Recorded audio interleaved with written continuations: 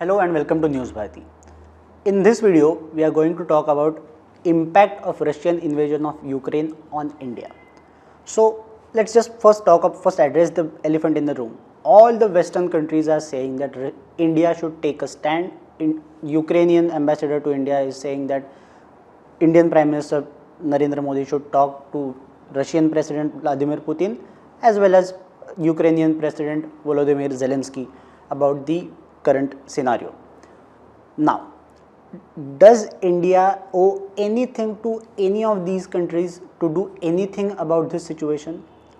Let's think about it practically. It doesn't matter to India what happens to Ukraine.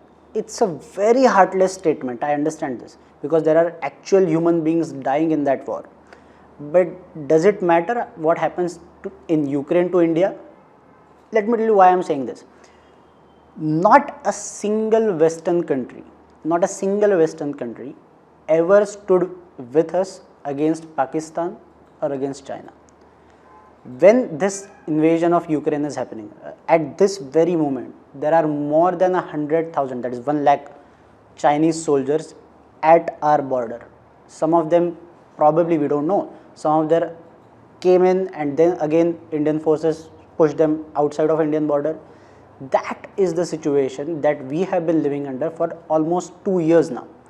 Not a single Western country has said anything against China. Not a single one. They say some stuff about China's aggressive policy, especially in Quad meetings, but that is it.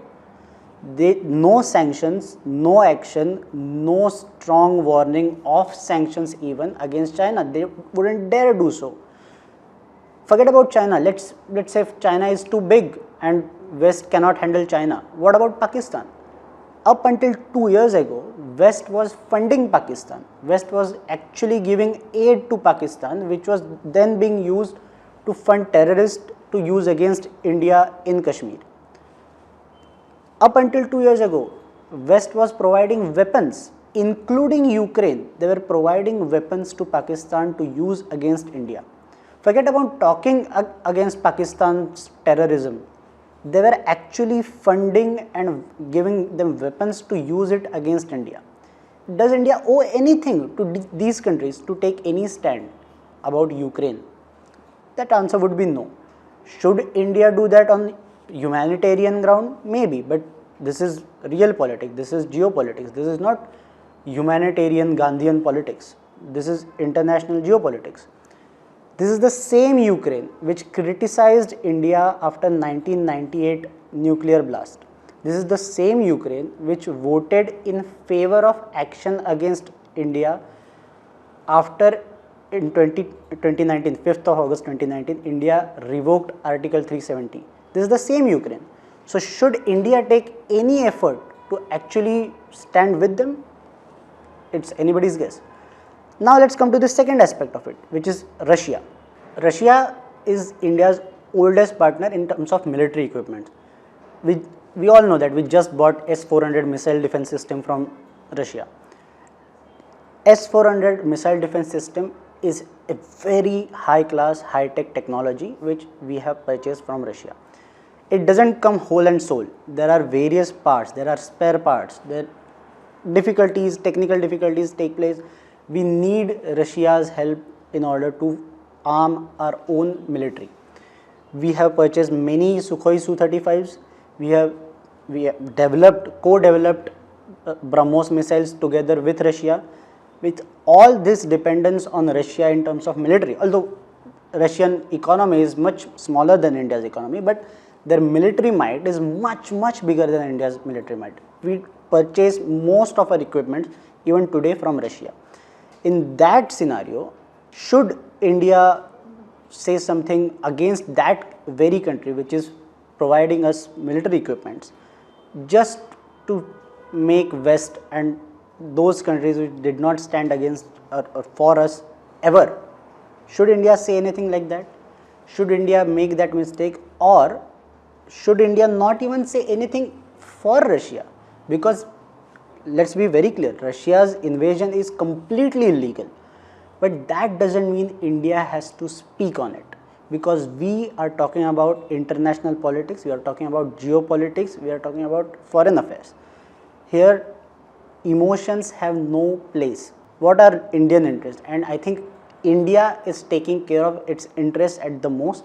So it doesn't matter what and how much criticism from the West we get, they cannot do anything other than criticizing India for not taking a stand. While all these while for 75 years they did not take a stand with India ever. If at all they took stand against India for last 75 years, and now they are expecting India to take a stand with them against India's only military partner, that is Russia. So that is a very rich expectation from, again, rich countries, from a country like India. So that is the situation, and that is the impact on India that is happening vis-a-vis foreign affairs. What would be the impact? The possible impact could be because of Russian invasion and complete inaction by the West, China could bolster their morale and they could try to do something funny on Indian border.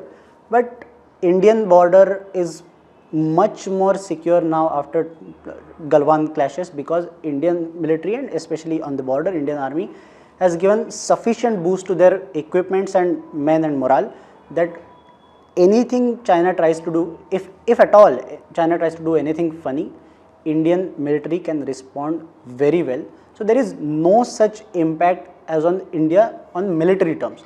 But there is one impact which could be, is that inflation could skyrocket, because as we all know, oil has already crossed $100 per barrel mark, and we do not know how long this conflict would last. And if it lasts for a long time, then it can go up to 150, 170, nobody knows. But if that happens, then we will have to face the brunt of inflation. That is the only impact that one can see at this point with India.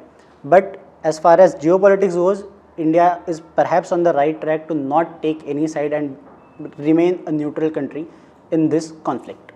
If you like this video, then please hit the like button, subscribe to our YouTube channel for many such videos, and also hit the bell icon so that you can get notifications from our channel for such videos. Thank you.